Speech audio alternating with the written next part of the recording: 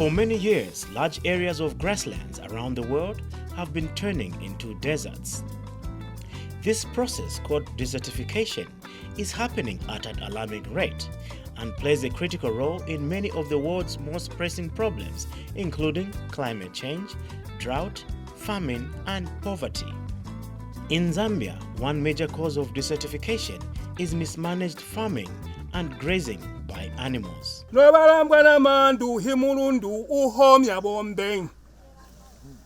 Omwinangu mulundu uhomya bombe menduhi mulundu uhomya bombe balambwa namambutwa tagalabo mu buswina bandiminya balambwa namambutwa tagalabalo mu gwenda nti twagalabalo mu mahila omwinangu mbutwa tagalabalo mu gwenda Ondega undegelele, omwinangu undegelele, ilwendo ma undegelele, yashiga jindi, ubangulule, omwinangu ubangulule. A systematic approach to farming and management of grazing land can help heal the soil and land over time.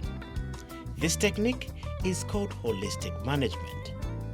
Hence, a one-day conference on holistic regenerative management was organized by Grassroots Trust and Solidaridad in Lusaka to equip farmers with knowledge on how livestock could be used to heal the land for farming.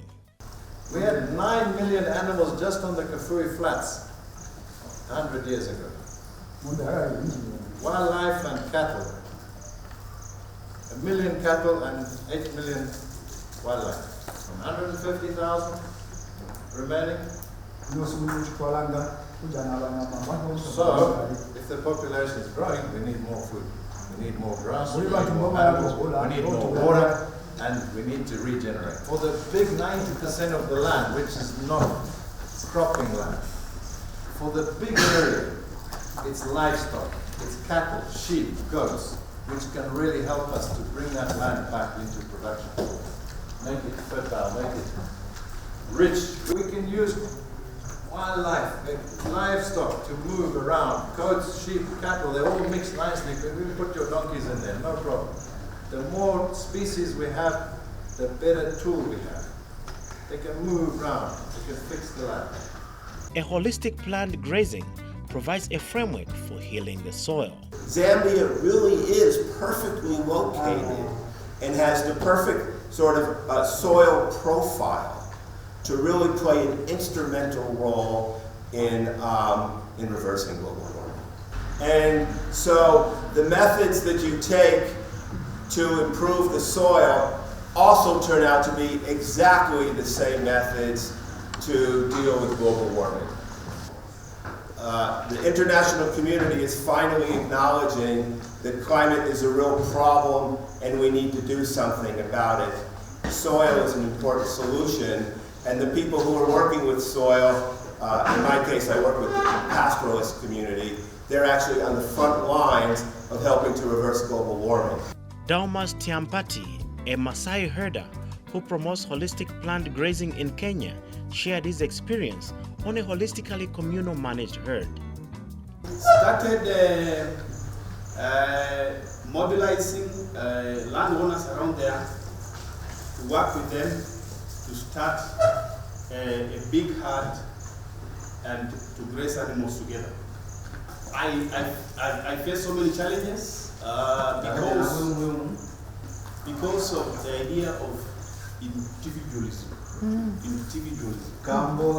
Somebody wants to work alone, wants to be successful alone, and even some of them want to be poor alone.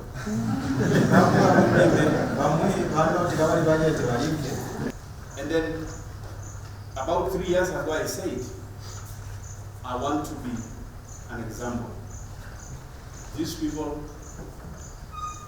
can only change if they see the change. Seeing is what? Seeing is believing. So I started a regenerative livestock enterprise, and I'm now applying the principle of holistic management, holistic plant grazing, to manage my enterprise. And I'm seeing so many people, about 18 of them are in different parts of Masaila. Actually, some of them big landowners are doing what they saw us teaching them in our training. We have done holistic management trainings with support from SED and Soil for Climate.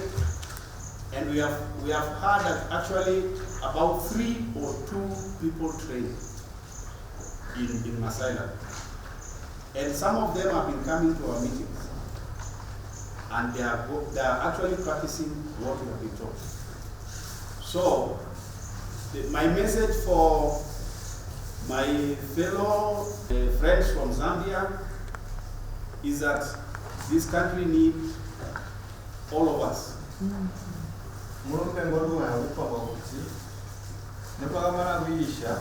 All of us. We need to love each other. We need to take care of each other. We need to take care of our land. Yeah. We all adopt regenerative agriculture. Climate change is real, and the only way to mitigate it is to turn to regenerative agriculture. Yeah. You don't have to wait for donor money. You don't have to wait for government to give you money. Go! Jitume! Shame yourself! The one-day conference was an eye-opener on holistic livestock management, and participants appreciated the gesture by Grassroots Trust and Solidaridad.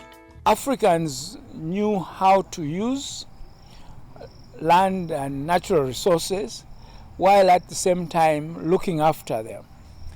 And Africans have been very conscious that actually as a society we have a past, we have a present, we have a future, and that the resources that we are using must be used in such a way that they are preserved for future generations, that we don't own them.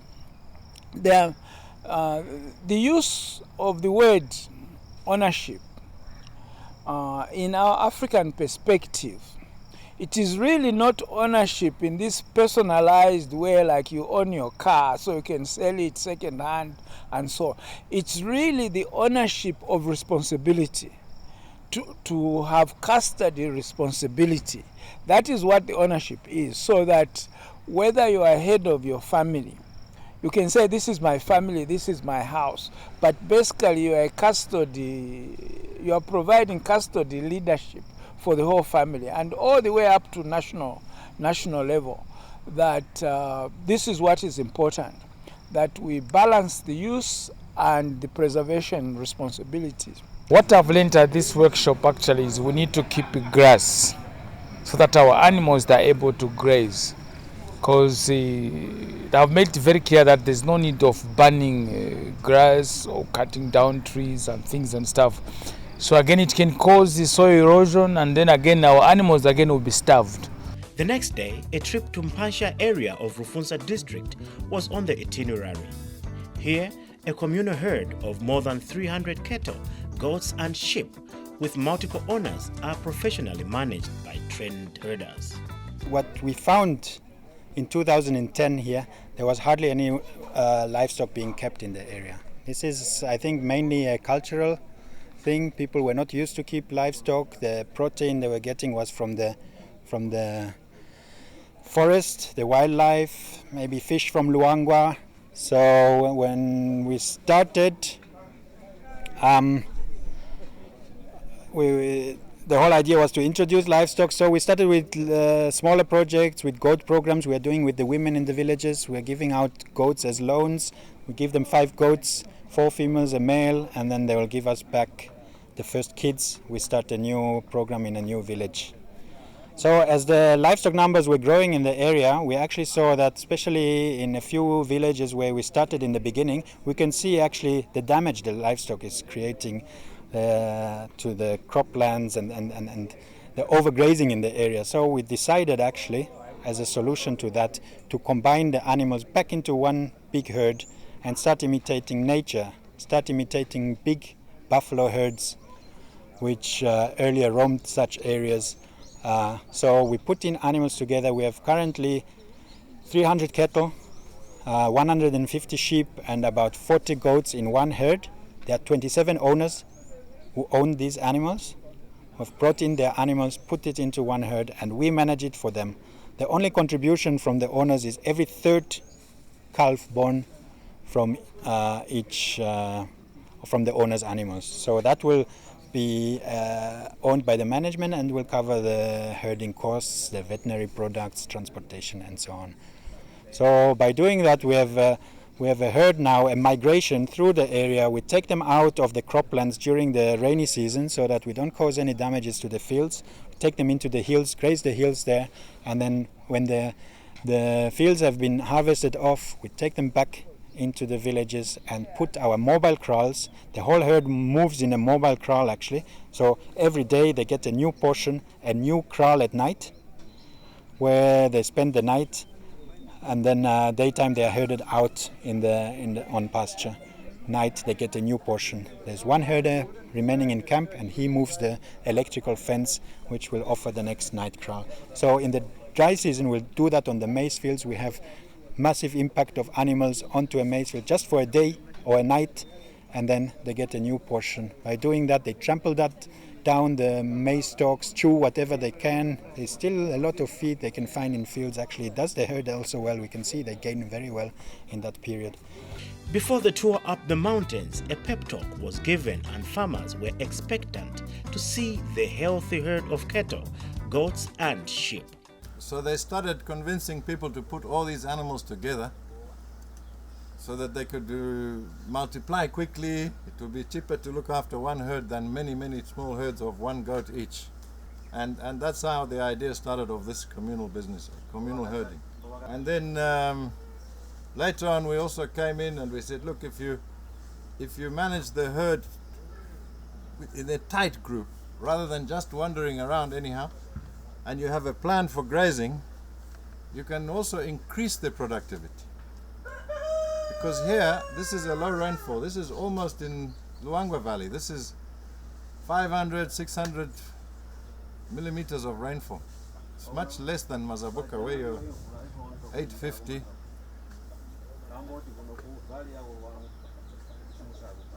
So here you have to really keep that grass, and it's dry. Water is a problem.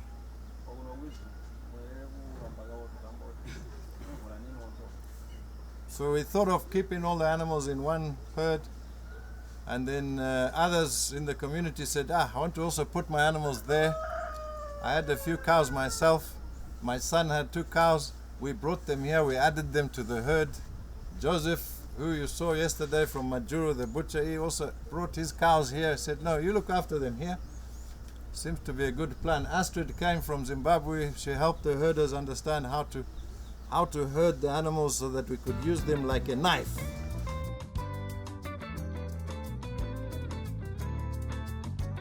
It was now time that everyone was waiting for, a trek up the mountains where a herd of cattle, goats and sheep were. Yeah, you can pass? Yeah.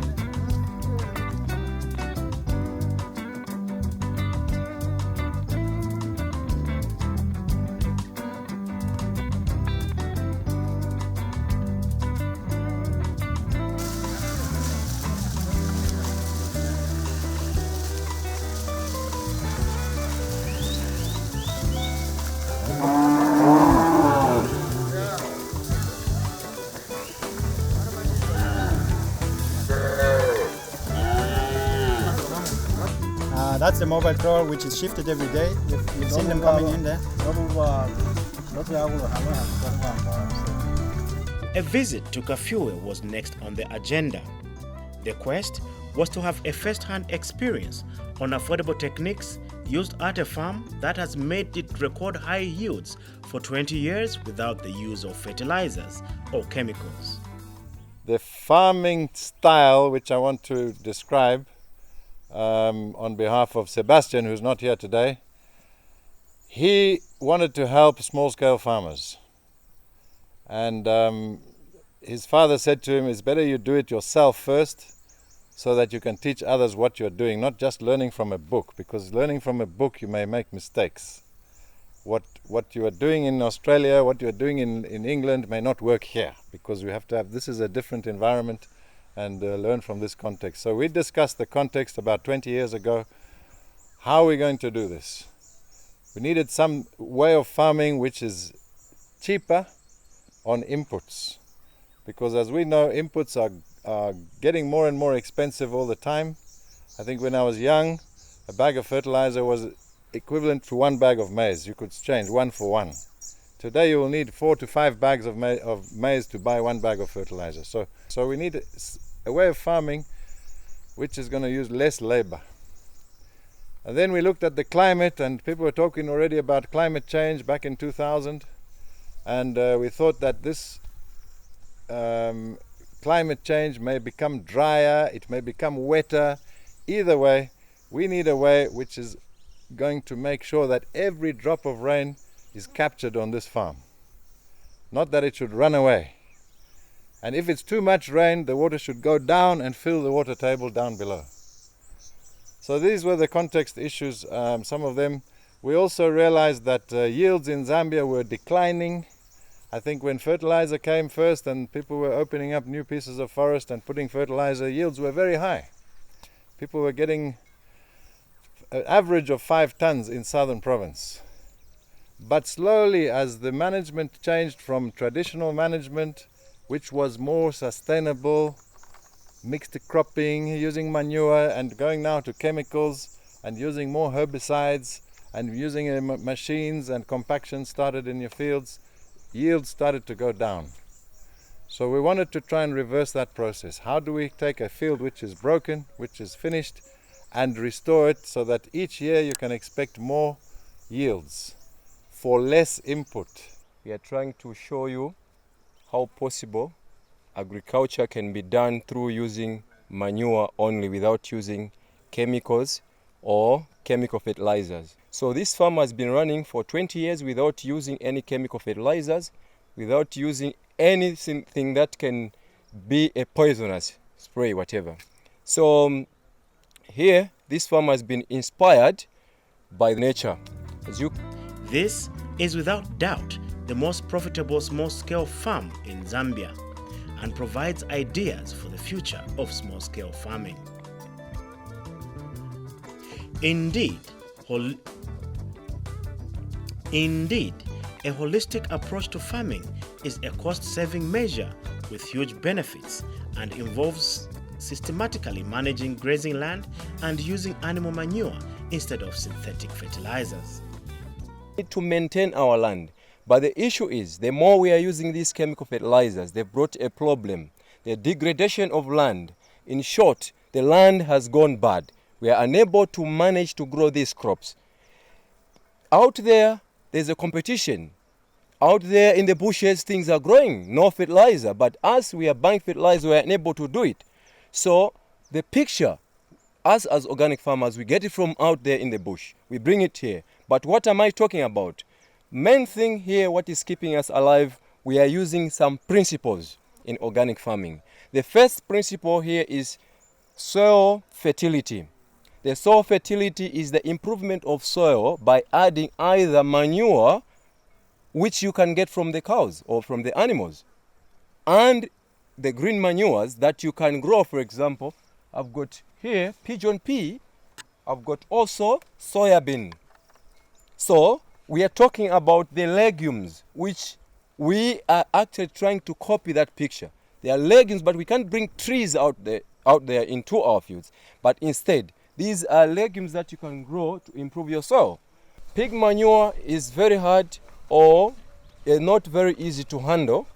So we've designed these cages to be moving right here in the fields. These are movable cages, so that as you feed the pigs, the droppings remain in the ground. Those droppings, later on you cultivate, you have your crop. This crop of maize has been grown using only pig manure. Whether on a small-scale operation or on hundreds of thousands of areas, whether to grow grain, vegetables or rare animals, Holistic management is a practical way to increase profits, improve quality of life, and improve the quality of the soil in the land.